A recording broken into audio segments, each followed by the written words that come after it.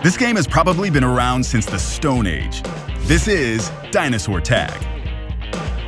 Here, players are working on dribbling and changing direction with the ball.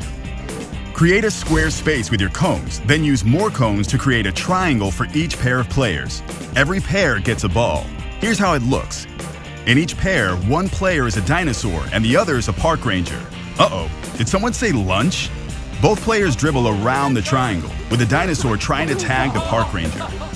To avoid getting gobbled, park rangers can go any direction, just no leaving the triangle and no leaving the ball behind either.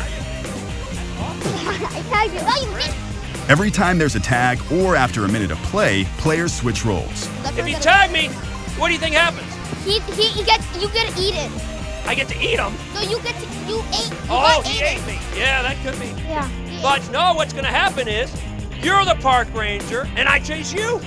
Some dinos won't be able to catch their partners. That's why we're rotating them. Others might have trouble turning the ball around the triangle corners. All common issues, which is why we focus less on the skill and more on the fun. The skill will come naturally as players spend more time with the ball. Coaches, encourage players to use small touches with the inside and outside of both feet, like so, for maximum control. It's going to be tricky and slow them down at first, but that's okay. The idea is to add speed with repetition.